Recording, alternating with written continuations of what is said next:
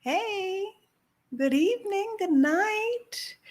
Buenas tardes. Glad everybody could join me tonight. Since I took off last week and did not announce it, sorry about that, y'all. I had every intention on going live last Wednesday, but my best friend was in town visiting, and we got caught out in the street chasing tacos and whatnot. So, no live last week, but I'm back this week. Thank y'all for showing up tonight. Um, Tonight, we are going to be talking about uh, misinformation, misconceptions about what it is like to live abroad, to live outside the US. I have been living abroad for about 5.5 years.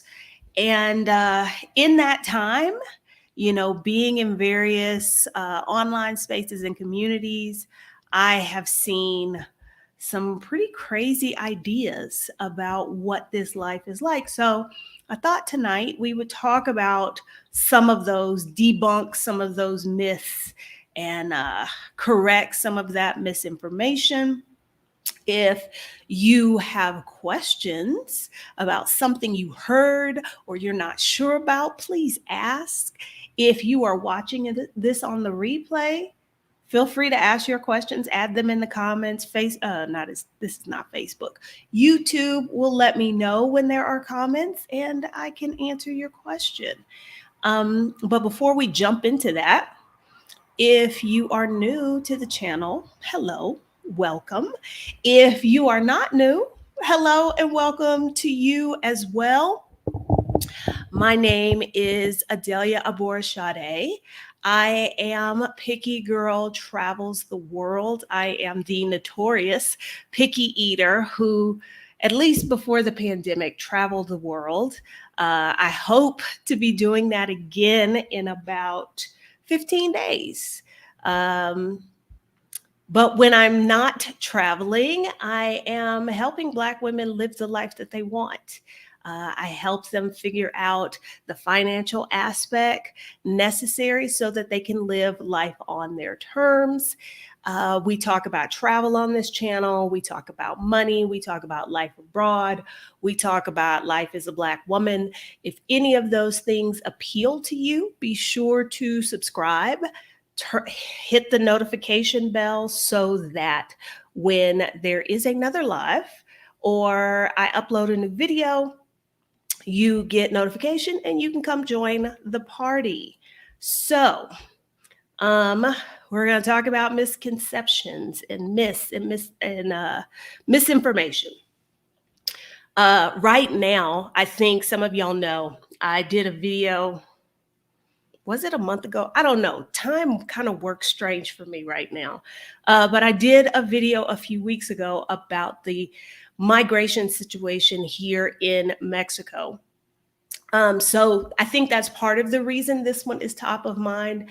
I see posts in various Facebook groups every day, multiple posts a day on this topic. So the first misconception or myth I want to dispel tonight is that if you want to move abroad, all you need is a flight and a passport, and then you can just pick a place on the map and go.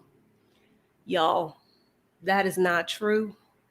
I know there are people on TikTok and on YouTube and on IG making videos that makes it seem like you can just pick up and move abroad with virtually no kind of preparation. Y'all, don't do that. I think part of the reason that kind of misinformation got traction was because if you hold, let's say, a US passport, there are a lot of countries you can enter visa free or visa on arrival. So you don't have to do a whole lot of paperwork to go there. But what the people who perpetuate this idea fail to mention is those are tourist visas. Those are not relocation visas. Those are not residency visas. That is, you can come to our country for a short time to visit, not come live here. A few months ago, I did a video about, is a tourist visa enough? That video is linked in the description, and I'll drop a link to it right now, where I talk about when is the appropriate time, or what is the appropriate purpose to use a tourist visa for. And I'll drop that link right here. Think, okay, yeah, I just did. So no, you can't just book a flight, book an Airbnb in the country of your choice and move. I mean, you can do that, but really what you are is a tourist. And if you are living in a country on a tourist visa, it is quite possible you are in violation of that country's immigration statutes, and you can find yourself detained or deported. We've seen all kinds of deportations, and no, you don't want to be deported. That has a way of coming back to bite you later in life. So I definitely wanted to debunk that idea. Now, what I'm not saying is that moving abroad has to be complicated, and the visa process has to be, like really difficult or really expensive, because that is not true. Of course, it varies from one country to another, how hard it is to get a visa that allows you to live there. But just winging it on a tourist visa, y'all don't do that, especially not in the middle of a pandemic. The next misconception is somewhat related to residency and visas. There just seems to be a lot of confusion on this. When I tell someone that I have residency in Mexico, like I have a residency visa, I live here. They often think that I had to give up my U.S. citizenship to get residency in another country. That is not true. Those are two separate things. You can have residency in multiple countries without ever impacting your citizenship. Having residency is like this level, citizenship is up here. They're not the same. And so, and maybe people get that confused. Maybe they use that terminology interchangeably, but they're really not. So I am a citizen of the United States. I am a resident in Mexico. And at least before the pandemic, my plan was to get residency in at least one other country. Um, I very much like the idea for us to have residency in multiple countries, just something to keep in your back pocket. My own example, at the time when the pandemic started, I was living in China, not someplace I wanted to be long term. And so when it came time for me to leave, remember, everybody's borders were shut and nobody wanted to take Americans. But because I had residency in Mexico, if Mexico's borders were shut, they never were. But because I was a resident, and if Mexico's borders were shut, I still could have come here. So, in the US, we're familiar with what a green card is. That's all having residency is. It's not the same thing as citizenship. But I like the idea for us, people who maybe find the US a little bit inhospitable at times, that having residency in another country, so that when you don't want to be in the US, you can come and go as you please. You don't have to worry about border runs and that sort of thing. I really like that idea. And there are quite a few countries that don't require you to spend a specific amount of time within their borders to keep your residency, Mexico being one of them. Um, do you have to keep residence in the US to keep your US citizenship? No, you don't. Really, y'all, the United States, something you got to remember is that Uncle Sam is not trying to let you go because he wants your tax money. Okay.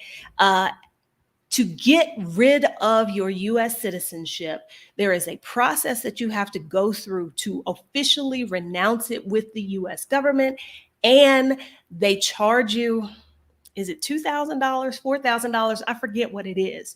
So um, there is nothing you have to do to maintain being a US citizen. If you have US citizenship, you keep it until you officially go through the renunciation process. Because remember, Americans are taxed on their worldwide income. Why would Uncle Sam make it easy for you to get out of paying him taxes? No, he wants your money. We had another question that I can't read in this small screen. Do you need to maintain a residence in Mexico? No. One of the reasons that I am a big fan, and I have been even before the current immigration situation here now, but one of the reasons I've always been a fan of getting residency in Mexico is one, it's very affordable.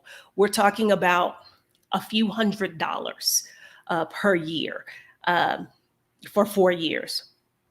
The process is fairly straightforward. Now, I say that with a little asterisk because if you've watched any of my videos talking about life in Mexico, you know that things are not always simple and straightforward. But if you compare it to like I think about the process I went through to get a work visa in China and Kuwait, which was ridiculous. In Mexico, it is pretty straightforward what you need to have, how to do it. It doesn't take a long time. And for Mexico, there is no requirement that you be in the country. There is no requirement that you own property or you establish a residence. Once you have your official residence visa and you have your card, depending if you have temporary or permanent, you do what you have to do to renew it. Like that's it.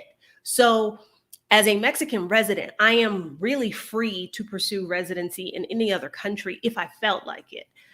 There are a few countries on my list. This was something that was top of mind pre-pandemic. Now it's kind of moved down a little bit, but I'll probably come back around to that. So no, there's nothing special I have to do to maintain my residency here. Now, if you have a temporary residency visa, you have to renew it for the first 4 years before you convert it to permanent. But once you're permanent, there's nothing you really need to do. Let's see.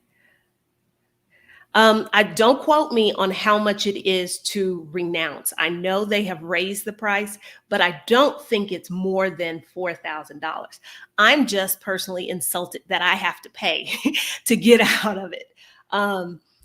So yeah, it's not a whole lot, but here's the thing.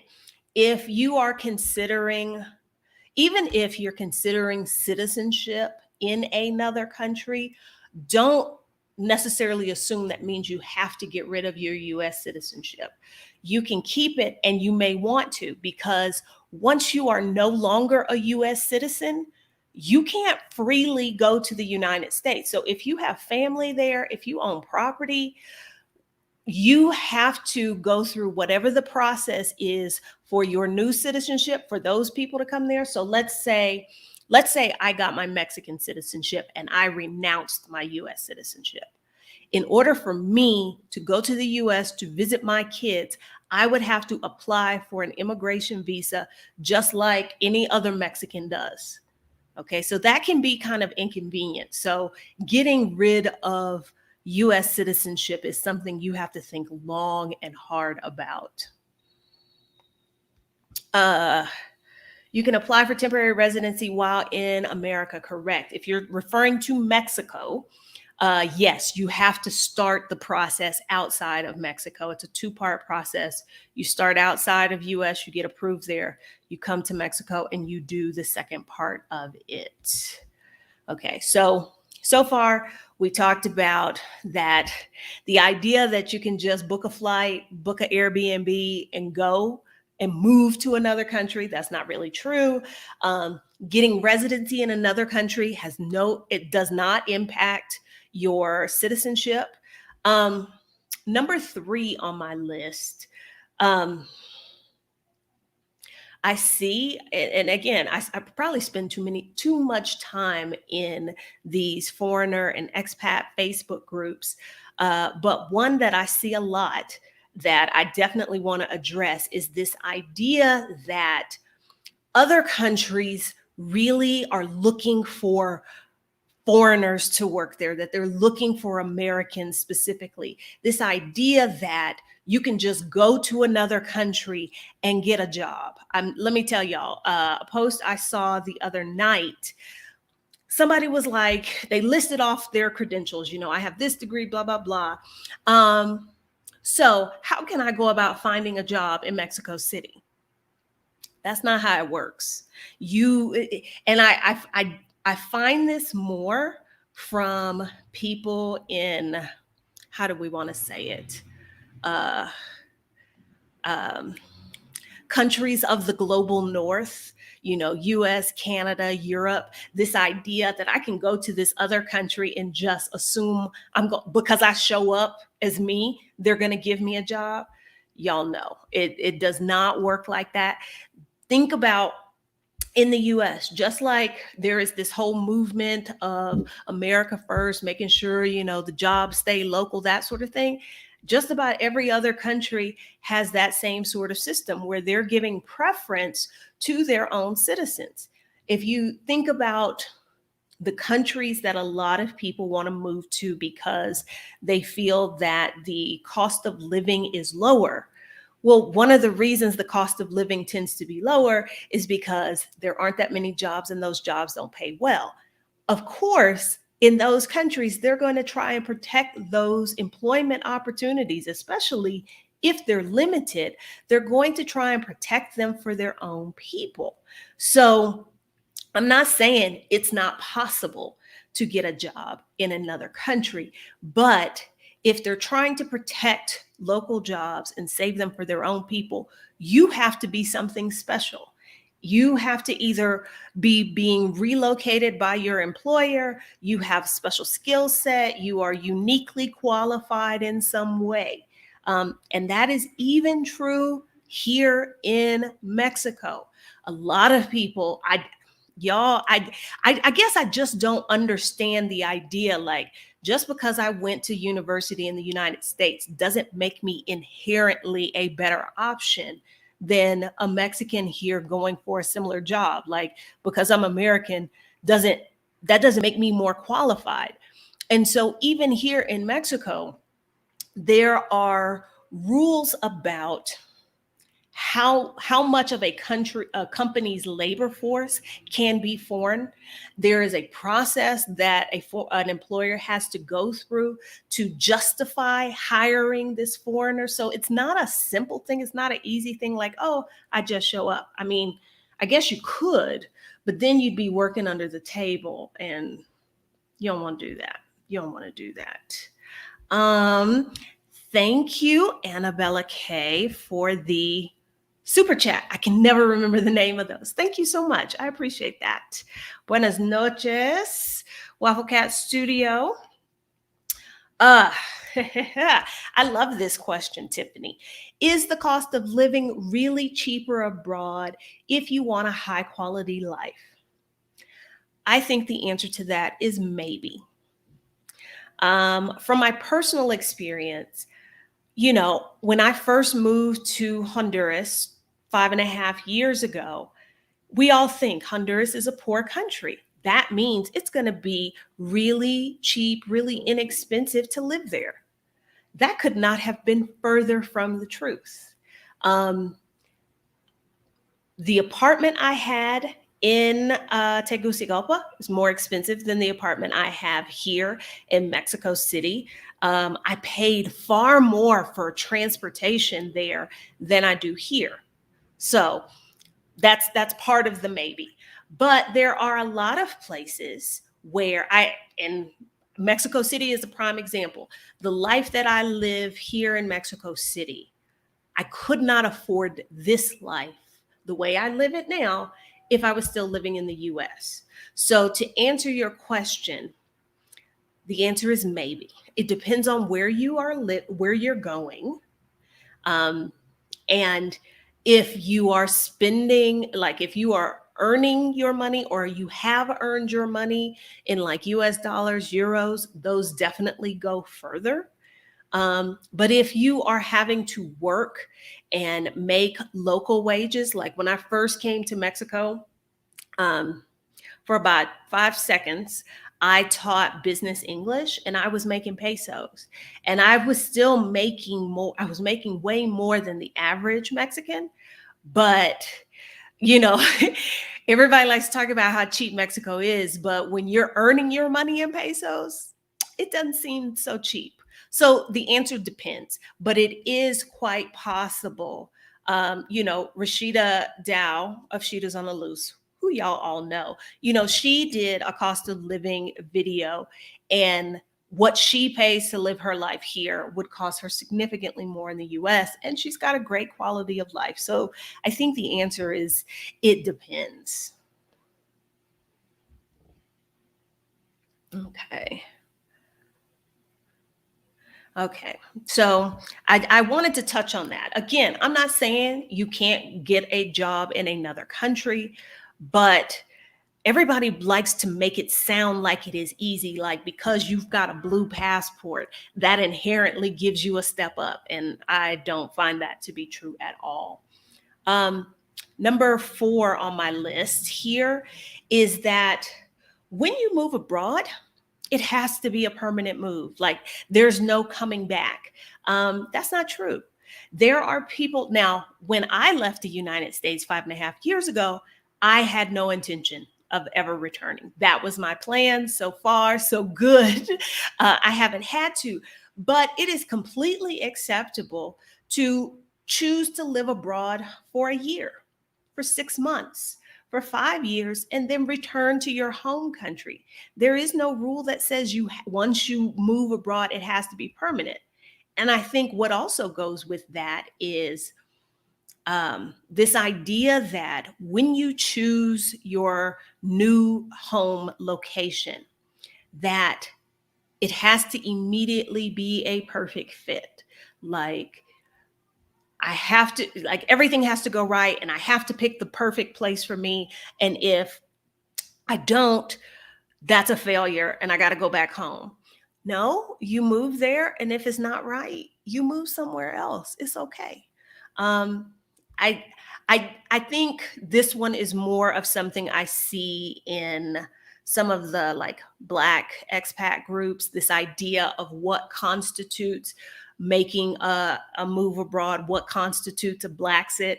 Y'all know I am not about trying to put my definition on somebody else's life. So I don't really like that. And I know people do want it to be one and done. And sometimes you get lucky. I mean, think about it like if you're dating somebody, the first person you dated, you married? Probably not.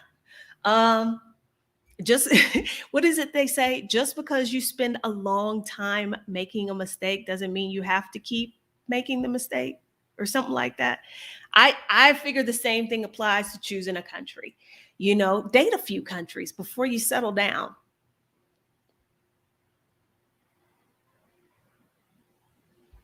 Okay. I'm sorry, y'all. I got distracted by the comments. I got distracted by the comments. Sorry about that. Okay. All right. This is number 5 on the list, and this is another one that I don't know how this misconception is still out there, and it's about paying taxes. I'm putting a link in the chat. This link is already in the description. Um, when you move abroad, people believe you don't have to pay taxes in your home country. If your home country is the United States of America, yes, you have to pay taxes. If you were watching this from the beginning of the video, you heard me talk about how Uncle Sam is not trying to let you get out of that obligation. I did a video probably back in March or April about what are the rules and the regulations and the expectations about your tax obligations if you're from the US. Other countries have the ability to be a non-tax resident in their home country. So like if you're from Canada, but you are not going to be there, you have the ability to change your status so that you are not paying taxes in Canada. American citizens do not have that option. Uncle Sam is always looking to put his hand in your pocket. So I hope we can dispel this. Now, as it says in the video, you are always required to file taxes as long as you are a US citizen. But filing taxes and do you have to pay taxes? Two different conversations. And in that video, do I need to pay taxes abroad? I talk about what are the situations in which you would have to pay taxes. How can you exempt yourself from some taxes at the federal level? Something like that. Yes. And I'm glad to hear, Ava, that you had this conversation with your tax person, because what I see happen a lot is people don't think about it. And it's a lot of the same folks that just buy that ticket and book an Airbnb and they're out. And they're not filing taxes. And then either they find themselves in the US or there's something that needs to happen, and then it's like, oh, you're non-tax compliant, and that can have negative ripple effects other places in your life. The one that comes to mind is, like when they were doing stimulus payments. If you hadn't been filing your taxes, you didn't get any stimulus money. There's a reason, y'all. They talk about there's what is it? The two things that you can't avoid in life: death and taxes. There is a reason. Now, really, really wealthy people have figured out a way to game the system. But my take is, unless you're one of those people, you're just an average Joe or Jolene, you're probably gonna have to pay taxes. Um, yes, you can lose your passport. Um, the number was 50. If you were $50,000 in arrears on US taxes, they would take your passport. But I don't think that amount is a hard one. I think they have some discretion. So you could maybe lose your passport because you owe $10,000. I don't think 50K is a hard and fast rule. I think they do have some ability to apply their discretion. So yes, you need to file your taxes. Another misconception, a myth, I don't know if it's a myth, but it's definitely a misconception, is about who moves abroad. I've seen a bunch of people talk about, like, is there anybody who moves abroad that's not retired? You do not need to be retired to move abroad. You can, young people do it, older people do it, married people, single people. There is no specific age group. It's really about, you have to make the appropriate plan for your stage in life. If you are still in the part of your life where you are accumulating wealth, you're in the part of your life where you need to be working. I forget, there's a word I want to use for that, but it's not coming to mind. You need to make adjustments if the income earning portion of your life, if you're going to be spending that primarily outside the US, what is that going to look like? How are you going to earn money? You need to think of it that way. If you are leaving the US and you are a retired person, it's a different conversation. Just like it's a different conversation if you are leaving the US and you are taking minor children with you. When I moved to Honduras, my youngest daughter was 15 at the time.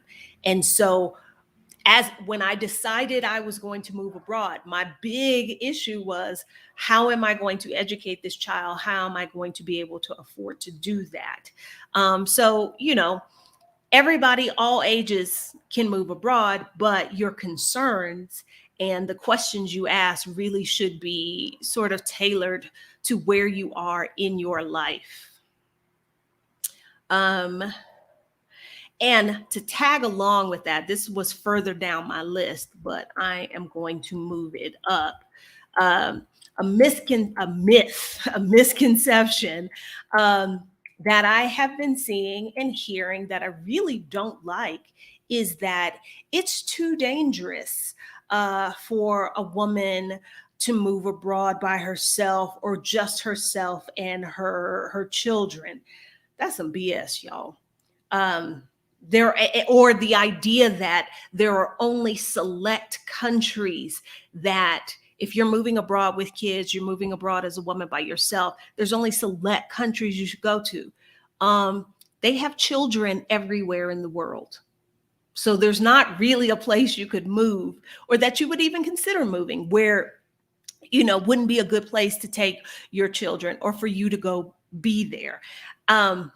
Now, that's not discounting that some places have different challenges. That's not discounting that at all. But this idea that, because I did see a post to this effect, that basically you needed a man with you if you were going to move abroad. Y'all should know I got real issues with that kind of thinking, and it's not true. On this channel, I have a whole playlist about Black women abroad, and I have interviewed multiple Black women who have moved abroad either alone or with their children, why they did that, how they did that. So I don't want anybody who would fall into that category thinking this is not possible for them, because it is. I'm laughing at your comment, Janelle. Um, Abba, that was a question I was not prepared for. Do I have Cash App? Because I understand why y'all might not want to put any money there here on Facebook, because Facebook got to take their Facebook is like Uncle Sam. They have to take theirs. Okay. I do have a Cash App, which I hardly ever use. And give me a second and I can maybe figure out who I am on Cash App. And there's some, oh, okay. Okay. So here is my Cash App. I'll put that in the comments. I guess you have to put the $ first. I don't know how. Okay, I know I do not have Venmo. But this is my Cash App. Here it is. Okay. So there's that. Um, but yeah, like there is nothing, literally nothing that a woman can't do. So moving abroad, taking her kids with her, that, like I said, there are numerous interviews on this channel of woman after woman who has done exactly that. And they've all done it like in different ways. So I think if that's something you're considering, you can find some inspiration there. Number 8 on my list here. This one surprised me. I didn't realize people had this idea that expats, people who leave the US by choice, not like, oh, my company transferred me to Germany, but people like myself who left the US because they didn't want to live there, that we all hate our home country. And that's why I live somewhere else, is because I hate my home country. Hate is a strong word. I don't live in my home country because I am treated better elsewhere. So the idea that the only people who move abroad hate their country, that's that's kind of stupid. I saw a post where somebody was explaining why they wouldn't be living abroad permanently.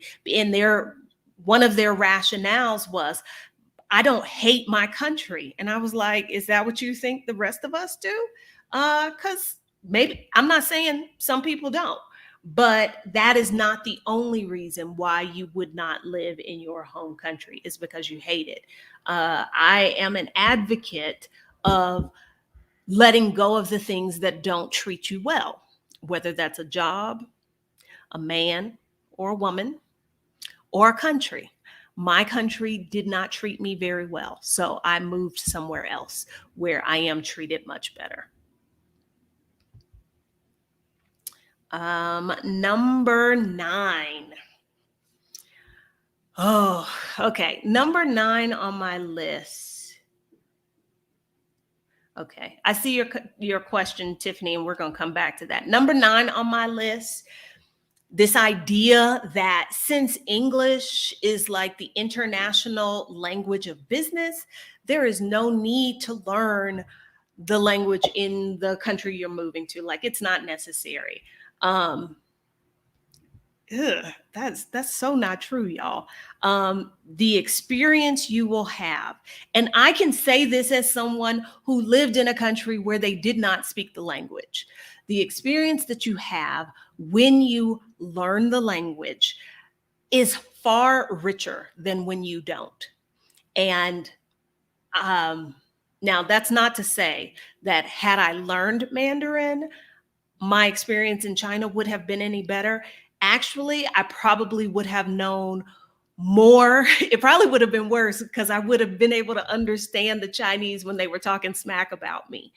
But I can tell you, like, living in Mexico, even in Mexico City, which is not like Playa del Carmen or Puerto Vallarta, um, I could get I could live here and not speak Spanish, but my experience would not be the same caliber experience I'm having as I've been trying to learn Spanish, because I don't think I have learned it. I don't think I speak it. I am not fluent. It's a process and we're working on it. Um, so yeah. Tiffany's question: is going through the isolation phase a real thing when living abroad? Maybe. I think it's not universal. And that's kind of one of the things I have on my list. It was down at number 11. You will 100% be homesick. Um, it's not universal. I think some people do have this where they feel very isolated. They don't feel integrated into the community. I think that's very individual. And I also think that is tied to your expectations. um, Walking into these situations with expectations, I think, is a invitation to be disappointed. I have approached my time outside the US. I've been pretty open, even even when I lived in China and saw some things that in my culture would not would not be cool, would not be considered kosher. I still very much try to walk into the situations with no expectations, no prejudgments, any of that sort of thing. And I will tell you that I did not feel welcomed or a part of the community in China. I think that's also an issue. If you are an extreme extrovert, and you are in a culture where you don't speak the language, a lot of the ways that you interacted with people in your previous life don't translate to this new situation, I think that could lead to the having the isolation. But for the most part, I enjoyed my isolation in China during the pandemic. I was really sad when stuff started to open up and I had to interact with the Chinese again. That was disappointing because I liked not dealing with them. Um, So, oh, and if you're watching this and you're like, man, she keeps bad mouthing China. My experience there was not great, but I did interview. I'm I'm I'm struggling with Brianna. I interviewed Brianna, who loves her time in China, loves her life in China, just went back and signed a 3-year contract. So if you want to hear positive things about China, check out that conversation. Um, I mean, and it's not going fitting into your new country, your new surroundings, if you choose to move and not sort of be nomadic. I can imagine, I don't know. I'm not a nomad, so I really can't speak to that. But um, trying to fit into the new situation, learn the language. I see, who was it saying, struggling with Polish for 11 years now. Um, I this is what I used to beat up on myself because I did not learn Spanish in 6 months like I thought I would. Because the kids I would teach in the US that came from Latin America, they would learn English in 6 months. And so I figured I'd do the same thing when I moved to Honduras, and I did not. Think about how long it took you to really learn English. And be fluent in it. It took years. So I've learned to kind of give myself a little grace there when it comes to that. It is very important to start building community before you land. I have done that every place that I have lived, and it has been a big, big help. Do I have recommendations on how to learn Mexican Spanish with deep immersion? Move to Mexico? I don't know. I don't know. I struggle, and I have come to terms with I'm always going to struggle because I am an introvert and I don't like to talk to people I don't know. And a big part of mastering a language is using it and speaking. So if I'm not going to talk to strangers and I don't want to get to know somebody so that they're not a stranger, I'm probably never going to be fluent. So I can't help. Sorry about that. Yes, I am, Janelle. I am going to talk to Brianna again and kind of check in to see how her experience there is different than it was when she was there before I am. Um, she was fun to talk to. She's a hoot. Uh, Yes, kids do pick up languages more easily than adults. It is possible. My best friend was in town this last week, and I joked 10 years ago, we went to Costa Rica, and I absolutely had no Spanish. I could say hola and gracias, that's it. And she did all the talking. And this week, it's been the other way around. Like every time she went to somebody, she would just stop and turn to me and expect me to translate and all of that. And I was like, okay, so I have obviously learned some stuff along the way. So even if you are older, um, it is still possible to pick up a language. And I would I would suggest definitely trying because it makes the experience fuller. And even as I'm saying that out of my mouth right now, and I've already told y'all, I did not learn Mandarin. I knew 3 words of Mandarin before I moved there. When I left, I knew 4. I did try, and the people did not encourage me to keep trying. So I gave up. And that's on me. That's on me. Number 10 on my list. We talked about 11 already, but number 10, other countries are less safe than your home country. I see this so many times. The assumption, especially by people from the US, is that any place that you live that's not the US is less safe. And I don't find that to be true. And when I talk to lots of people who are living abroad, as I read in all the groups over and over again, the refrain that I actually hear is, I feel safer in X country than I did in the US. So I'm not sure. I mean, I do know where that's coming from because we all know the US media does not it portrays a lot of places in a poor light, whether that is justified or not. But why that idea perpetuates. When there are all of these people who are living abroad who are saying, my quality of life here is great. I feel so safe. I have never felt unsafe. When there's this chorus of people saying that, how is this still being perpetuated? That's the part I don't understand. That's the part I don't get. Um, and if anything, here's a prime example. Halloween weekend was also Day of the Dead here. And because I'm in Mexico City, a lot of people think it is unsafe. I log on to Facebook and I am a member, or I follow some page from Houston. And over Halloween, there were 22 shootings that killed 7 people.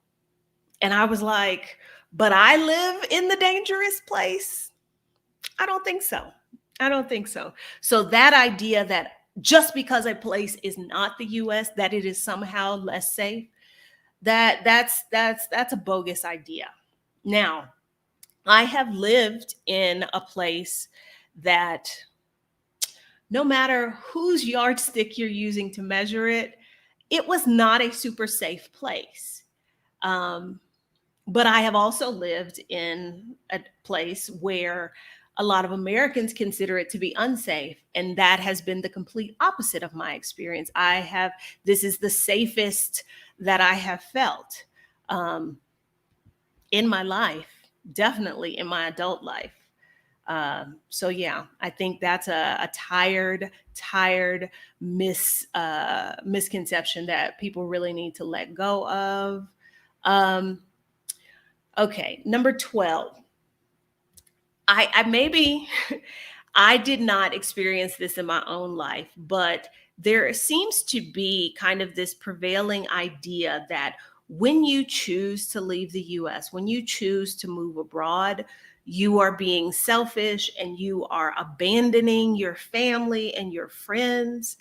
And when I hear that, I wonder, if you were moving 2 states over, if you were moving from New York to Ohio, would they accuse you of being selfish and abandoning your family?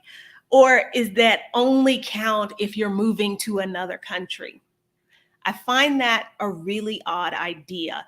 This idea that where you choose to live, you somebody else has to approve that you've got to consider these other people when you make that choice. That's so strange to me. That is so strange. And no, you can still, just as if you were moving to another state, you can still maintain those relationships with your friends and family, just like you would if you were living in another state. Just because you're living in another country doesn't change that. I mean, like, where would we be if no one ever left the city they were born in? Who wants to live that life? I don't. I don't. Um, what else is on this list? Um, are there any other misconceptions or misinformation that you've heard or you're wondering about the veracity of it, wondering about the truth? Um, I'm glad that your loved ones are being supportive. When I told people I was leaving, I don't know. Again, I didn't care what they thought, but I think most people were like, huh, okay, that makes sense. No real issues there. You had acquaintances get salty when you would mention trips or travel plans. Again, this idea that how other people live their life, you get some say over it, or that they've got to clear it with you. I don't get that. Um, okay.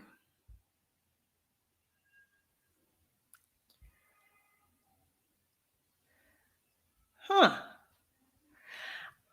I have not heard this. But here's the thing, because of the reach of rap music, sometimes people use that word and they really have no concept of the weight of it and all of the baggage that word carries. I'm not trying to dismiss this or what have you. But I have not heard this in Guadalajara. Um, my experience here in Mexico City, um, no, not really. Um, and maybe See, like here in Mexico City, just because somebody is Black does not mean they're a Black American. There are a lot of Cubans and Haitians and folks from various African countries here. So I don't know. But I also try not to hang out in around a whole lot of foreigners. So I don't know. I have not heard that though. I have not heard that. Um,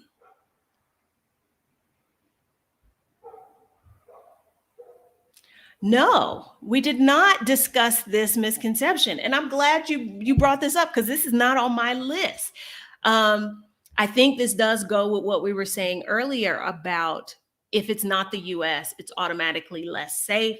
And the assumption is if the healthcare isn't American healthcare, it's lower quality. It can't be as good. And that is not true. That is so not true. You can really get great health care outside the US, and you're probably going to pay significantly less than you would in the United States.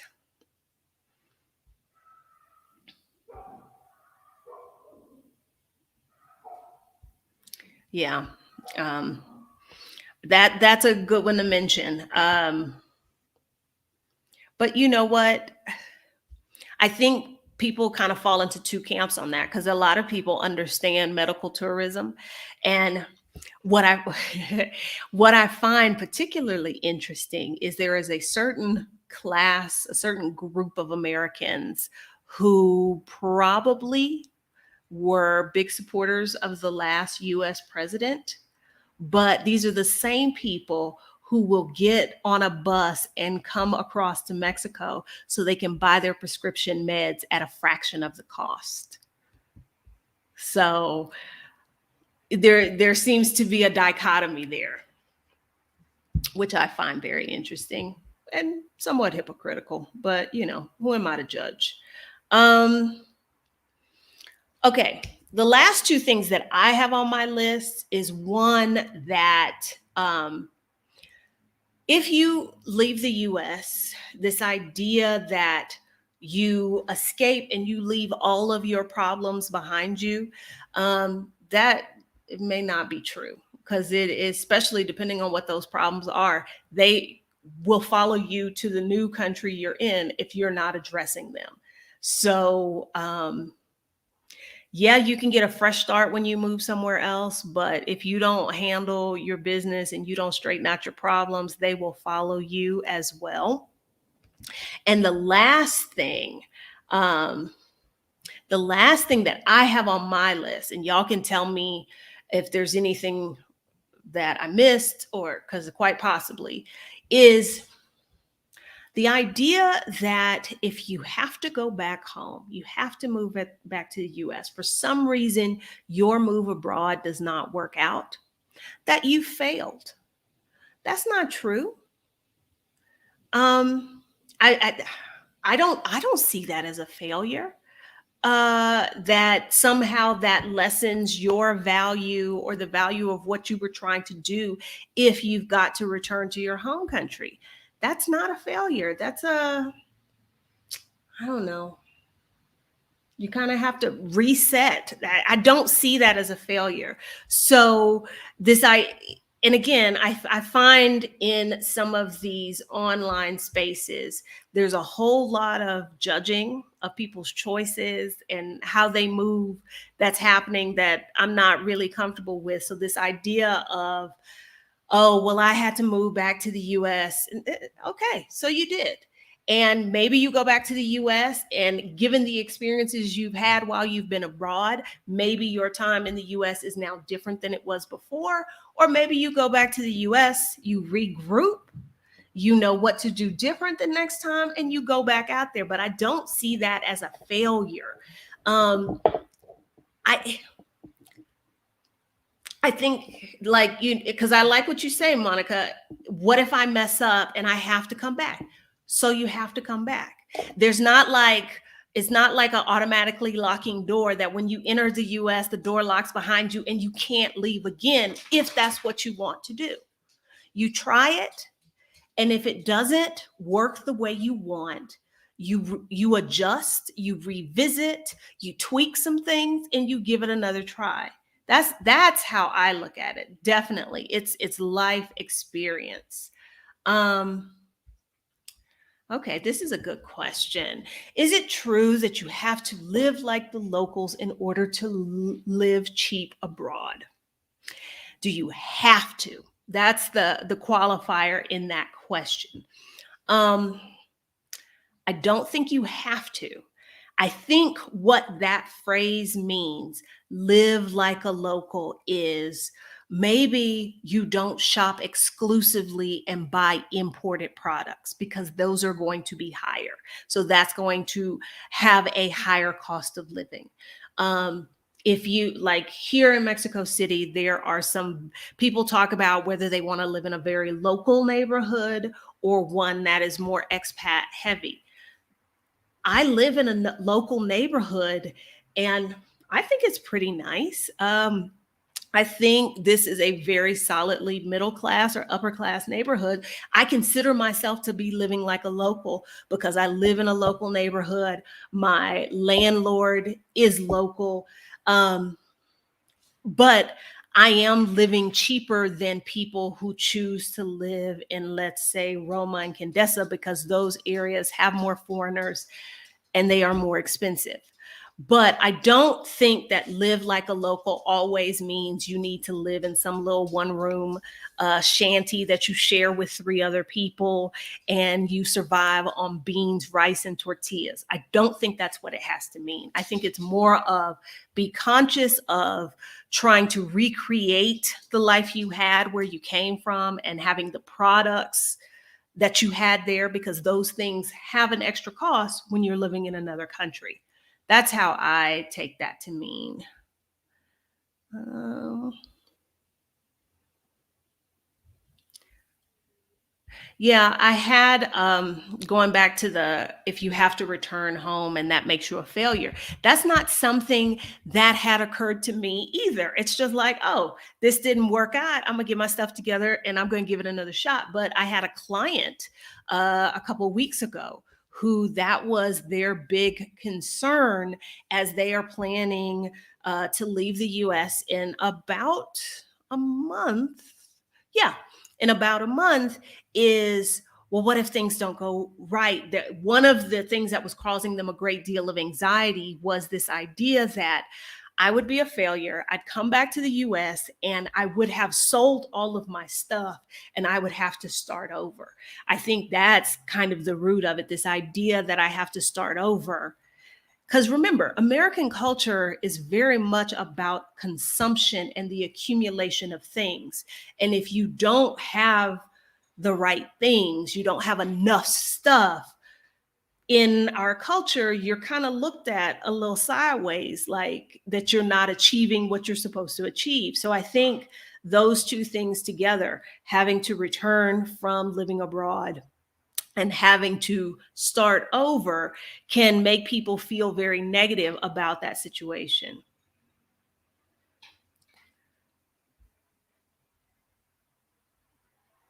Okay. Anything else? That those were all of the ones that came to mind for me, the ones that I sort of see over and over in these various spaces. I didn't know if there were any other misconceptions.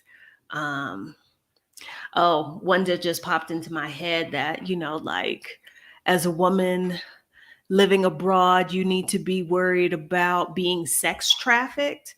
Y'all, I lived in Houston. I worried about being sex trafficked in Houston since it's the hub for the United States of sex trafficking. Um, yeah,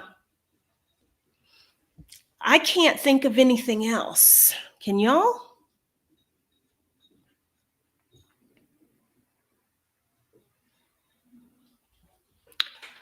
Okay, I'm not seeing anything in the comments. Thank y'all for joining me tonight. I will be back live next Wednesday, even though I will be traveling. You remember, what was it, 2 weeks ago? We talked about how hard it is to travel now. I bought my ticket to Italy. I booked a hotel room or two. So even while I am traveling, the plan is to still continue to go live here on Wednesdays. If you're watching in the replay, let me know if there's a myth or a misconception that you think I missed. And I will see y'all next week. Bye, guys.